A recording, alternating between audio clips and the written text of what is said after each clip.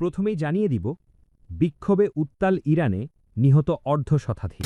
এরপর জানিয়ে দিব রেকর্ড দরপতনে ইরানের রিয়াল, ডলার ছাড়ালো 14,70,000। এবং সর্বশেষ জানিয়ে দিব ইসরায়েল থেকে 3টি ফ্লাইটে জরুরি ভিত্তিতে দূতাবাসের কর্মীদের সরিয়ে নিয়েছে রাশিয়া। দর্শক, এতক্ষণ শুনছিলেন শিরোনাম, এবার বিস্তারিত। তবে বিস্তারিত জানার আগে আপনি এই ভিডিওটি কোথা থেকে দেখতেছেন সেটা অবশ্যই কমেন্টে জানিয়ে যাবেন। ইরানে চলমান দেশব্যাপী বিক্ষোভে এখন পর্যন্ত অন্তত 51 জন নিহত হয়েছেন। মানবাধিকার সংস্থা human rights activists news agency HRANN শুক্রবার 9 জানুয়ারি এই তথ্য জানিয়েছে। সংস্থাটি বলছে, ভয়াবহ অর্থনৈতিক সংকটের জেরে শুরু হওয়া এই বিক্ষোভ টানা 13 দিন ধরে চলছে। HRAN-এর তথ্য অনুযায়ী দেশের 31টি প্রদেশের 111টি শহরের অন্তত 300 স্থানে বিক্ষোভ ছড়িয়ে পড়েছে। আন্দোলনে রাস্তার মিছিলের পাশাপাশি শ্রমিক ধর্মঘট এবং বিশ্ববিদ্যালয় কেন্দ্রিক কর্মসূচিও রয়েছে। কড়া নিরাপত্তার মধ্যেও অন্তত 17টি বিশ্ববিদ্যালয় এই আন্দোলনে যুক্ত হয়েছে। সংস্থাটি আরও জানিয়েছে, এ পর্যন্ত 2200 জনের বেশি মানুষকে আটক করা হয়েছে। আহত হয়েছেন অন্তত 51 জন, যাদের বেশিরভাগই নিরাপত্তা বাহিনীর ছোড়া পেলেট বা প্লাস্টিক বুলেটে আহত হয়েছেন। পশ্চিম ইরানের মালেকশাহী শহরেই অন্তত 30 জনের আহত হবার ঘটনা নথিভুক্ত হয়েছে। অন্যদিকে ইরানের কর্তৃপক্ষ দাবি করেন, উত্তর পূর্বাঞ্চলীয় অসফারাইন শহরে বিক্ষোভকারীরা এক স্থানীয় কৌশলী এবং কয়েকজন নিরাপত্তা সদস্যকে হত্যা করেছে। এ পরিস্থিতিতে যুক্তরাষ্ট্রের প্রেসিডেন্ট ডোনাল্ড ট্রাম্প হুঁশিয়ারি দিয়ে বলেছেন, বিক্ষোভকারীদের ক্ষতি করা হলে যুক্তরাষ্ট্র সামরিকভাবে হস্তক্ষেপ করতে পারে। এর জবাবে ইরানের সর্বোচ্চ নেতা আয়াতুল্লাহ আলী খামেনি অভিযোগ করেন, এই অস্থিরতার পেছনে যুক্তরাষ্ট্রের হাত আছে।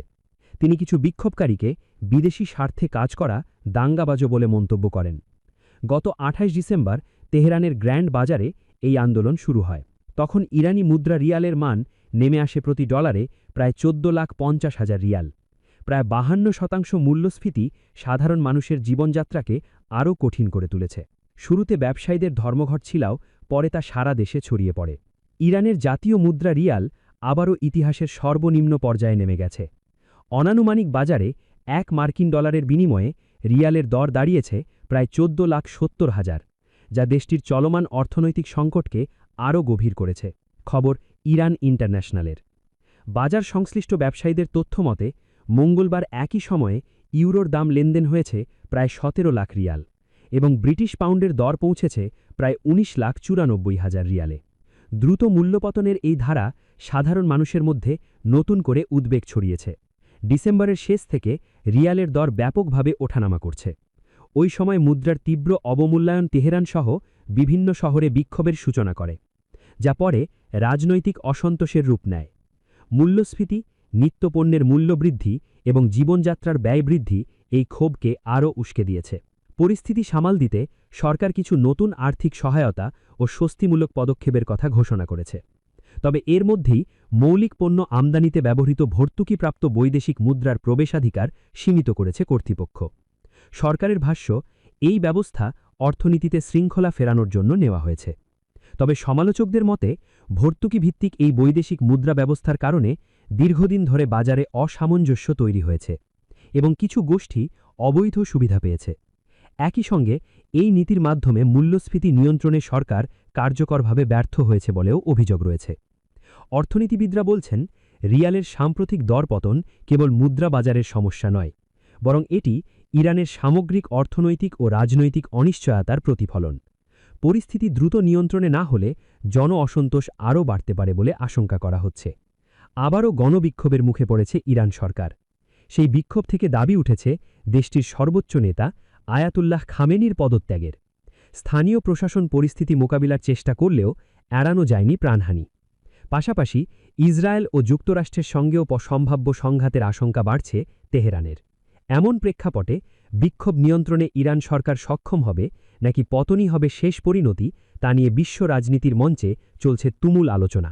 অনেকের দাবি, ইরানে খামেনি প্রশাসনের বিরুদ্ধে জন অসন্তোষ বহু বছর ধরে জমতে জমতে বিস্ফোরণের দিকে এগোচ্ছিল। গত ডিসেম্বরের শেষ দিকে ইরানি মুদ্রার বড় ধরনের পতন এবং জীবনযাত্রার ব্যয়বৃদ্ধির মধ্য দিয়ে চলমান বিক্ষোভের সূচনা হয়েছিল। তবে এই ক্ষোভের পেছনে রয়েছে আরও গভীর সামাজিক ও রাজনৈতিক কারণ। এর মধ্যে রয়েছে ১. বাধ্যতামূলকভাবে হিজাব পরা সহ ধর্মীয় শাসন ব্যবস্থার কড়াকড়ি যা প্রকাশ্যে অমান্য করছে নারী সমাজ। ২. যুক্তরাষ্ট্রের নেতৃত্বাধীন কঠোর নিষেধাজ্ঞার মধ্যে ব্যাপক দুর্নীতি ও অর্থনৈতিক অব্যবস্থাপনা। ৩. লেবানন, গাজা, ইরাক ও ইয়েমেনে প্রক্সি সশস্ত্র গোষ্ঠীগুলিকে সমর্থন দিতে বিপুল ব্যয়। ৪. পানি ব্যবস্থাপনায় গড় সরকারের কেন্দ্রীয়করণ নীতি, যার ফলে দেশটি ক্রমশই খরার ঝুঁকিতে পড়ছে। চলমান আন্দোলনের সূচনা হয়েছিল মূলত বাজার-ভিত্তিক ব্যবসায়ী ও দোকানীদের মাধ্যমে। তবে গত এক সপ্তাহে এতে যুক্ত হয়েছেন বিশ্ববিদ্যালয়ের শিক্ষার্থী এবং নারী, জীবন, স্বাধীনতা আন্দোলনের কর্মীরা। ২০২২ সালে নৈতিকতা পুলিশের হেফাজতে মাহসা আমিনের মৃত্যুর পর এই আন্দোলন দেশজুড়ে ছড়িয়ে পড়েছিল। সেই সময় কঠোর দমনপীড়ন চালালেও গত কয়েক বছর ধরে এই প্রতিবাদ বিভিন্ন রূপে অব্যাহত আছে। ট্রাম্পের নতুন হুঁশিয়ারি। কেবল অভ্যন্তরীণ নয়, ইরান সরকার এখন নতুন করে বহিঃশত্রু বা বিদেশি চাপের মুখেও পড়েছে। যুক্তরাষ্ট্রের প্রেসিডেন্ট ডোনাল্ড ট্রাম্প বিক্ষোভকারীদের হত্যা না করতে তেহরানকে হুঁশিয়ারি দিয়ে বলেছেন, যুক্তরাষ্ট্র যে কোনো পদক্ষেপ নিতে প্রস্তুত। এছাড়া ট্রাম্প ও ইসরায়েলি প্রধানমন্ত্রী বেনিয়ামিন নেতানিয়াহু উভয়ই হুমকি দিয়েছেন যে ইরান যদি আবার পারমাণবিক শক্তি গড়ে তোলে এবং মিসাইল প্রকল্প সীমিত না করে তাহলে নতুন করে সামরিক হামলা চালানো হবে। নেতানিয়াহু লম্বা সময় ধরে ইরানকে ইসরায়েলের অস্তিত্বের জন্য হুমকি হিসাবে বর্ণনা করেছেন। গত বছরের জুনে তিনি ইরানের বিরুদ্ধে ১২ দিনের যুদ্ধ শুরু করেন। পরে যুক্তরাষ্ট্র সেই যুদ্ধে যুক্ত হয়। তারপর ইরানের পারমাণবিক প্রকল্প সম্পূর্ণ ধ্বংস করার দাবিও করেন ট্রাম্প। তবে বহু বিশেষজ্ঞ এবং জাতিসংঘের পারমাণবিক পর্যবেক্ষক সংস্থা IAEA এই দাবি নিয়ে প্রশ্ন তুলেছে। প্রতিবেদন অনুসারে যুক্তরাষ্ট্র ও ইসরায়েলের হামলার পরও ইরানের পারমাণবিক প্রকল্পের মূল অবকাঠামো টিকে আছে। আপনিও ক্ষমতাচ্যুত হবেন, ট্রাম্পকে খামেনি। ডোনাল্ড ট্রাম্পকে অত্যাচারী ব্যক্তি উল্লেখ করে তাকে ক্ষমতাচ্যুত করার হুঁশিয়ারি দিয়েছেন ইরানের সর্বোচ্চ ধর্মীয় নেতা আয়াতুল্লাহ আলী খামেনি। ইরানের বিক্ষুব্ধ জনতাকে নাশকতাকারী বলেও উল্লেখ করেন তিনি। শুক্রবার দুপুরে রাষ্ট্রায়ত্ত টেলিভিশন চ্যানেলে দেওয়া ভাষণে তিনি বলেন, ইতিহাস সাক্ষী আছে যে অত্যাচারীরা বেশিদিন ক্ষমতায় থাকতে পারে না। ফারাও, নমরুদ ও মোহাম্মদ রেজা সারা তাদের আগ্রাসী মনোভাবের জন্য ক্ষমতায় টিকতে পারেনি। ট্রাম্পও পারবেন না, তাকেও ক্ষমতা থেকে নামানো হবে। ইরানের বিক্ষুব্ধ জনতাকে নাশকতাকারী উল্লেখ করে খামেনি বলেন, বিক্ষোভ আন্দোলনের মাধ্যমে তারা প্রেসিডেন্ট ট্রাম্পকে ইরানে হামলার জন্য আহ্বান জানাচ্ছেন। তারা এমন একজন ব্যক্তিকে খুশি করার জন্য ব্যস্ত হয়ে উঠেছে যিনি নিজের দেশ চালাতে জানেন না। প্রেসিডেন্ট ট্রাম্পের উচিত কিভাবে দেশ চালাতে হয় তা শেখা এবং নিজের দেশে সেই শিক্ষার প্রতিফলন ঘটানো। জনগণের এই সরকার পতন আন্দোলন সফল হবে না দাবি করে খামেনি বলেন, সবারই জানা থাকা উচিত যে এই ইসলামিক প্রজাতন্ত্র লাখ লাখ সম্মানিত মানুষের রক্তের উপর প্রতিষ্ঠিত হয়েছে। নাশকতাকারীদের তৎপরতায় এই সরকারের পতন ঘটবে না। প্রসঙ্গত, বছরের পর বছর ধরে ইরানের মুদ্রা, ইরানি রিয়েলের অবনতি, অসহনীয় মূল্যস্ফীতি এবং জীবনযাত্রার ব্যয় ব্যাপকভাবে বাড়তে থাকায় নাভিশ্বাস করছিল ইরানের সাধারণ জনগণের। এই পরিস্থিতিতে গত ২৮শে ডিসেম্বর মূল্যস্ফীতি এবং জীবনযাত্রার ব্যয় বৃদ্ধির প্রতিবাদে ধর্মঘটের ডাক দেন রাজধানী তেহরানের বিভিন্ন বাজারের পাইকারি ও খুচরা ব্যবসায়ীরা। সেই ধর্মঘট থেকেই বিক্ষোভের সূত্রপাত। ইসরায়েল থেকে গত বৃহস্পতিবার ২৪ ঘণ্টার মধ্যে জরুরি ভিত্তিতে নিজেদের দূতাবাসের কিছু কর্মী ও তাদের পরিবারের সদস্যদের সরিয়ে নিয়েছে রাশিয়া। ইসরায়েল ও মধ্যপ্রাচ্যের আরও দু-একটি সংবাদ মাধ্যম এমন খবর প্রকাশ করেছে। ইসরায়েলের চ্যানেল ১৪ বৃহস্পতিবার জানায়, এই ফ্লাইটগুলো পরিচালনা নিয়ে মস্কো এখনও পর্যন্ত কোনো ব্যাখ্যা দেয়নি। রাশিয়া ও ইরানের সংবাদ মাধ্যমের পৃথক প্রতিবেদনে বলা হয়েছে, জরুরি ভিত্তিতে এসব ফ্লাইট পরিচালনা করা হয়েছে। এতে সরকারি কর্মকর্তা এবং তাদের পরিবারের সদস্যরা ছিলেন।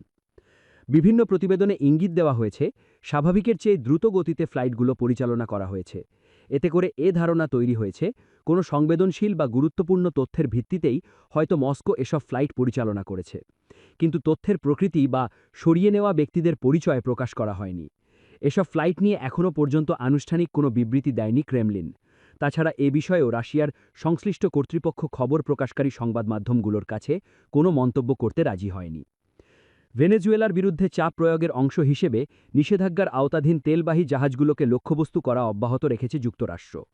তারই ধারাবাহিকতায় উত্তর আটলান্টিক সাগরে রাশিয়ার পতাকাবাহী তেলের ট্যাঙ্কারের পর এবার ক্যারিবিয়ান সাগরে আরও এক ট্যাঙ্কার জব্দ করেছে দেশটির সামরিক বাহিনী। শুক্রবার এক বিবৃতিতে মার্কিন সেনাবাহিনীর সাউদার্ন কমান্ড বলেছে, তাদের সেনারা কোনো অঘটন ছাড়াই ওলিনা নামে একটি ট্যাঙ্কার আটক করে। তবে কেন ট্যাঙ্কারটিকে লক্ষ্যবস্তু করা হলো তা বলা হয়নি। ওয়াল স্ট্রিট জার্নাল জানিয়েছে, রুশীয় তেল পরিবহনের কারণে ওয়াশিংটন ট্যাঙ্কারটির উপর নিষেধাজ্ঞা দিয়েছিল। ভেনেজুয়েলার সঙ্গে উত্তেজনার মধ্যে যুক্তরাষ্ট্রের আটক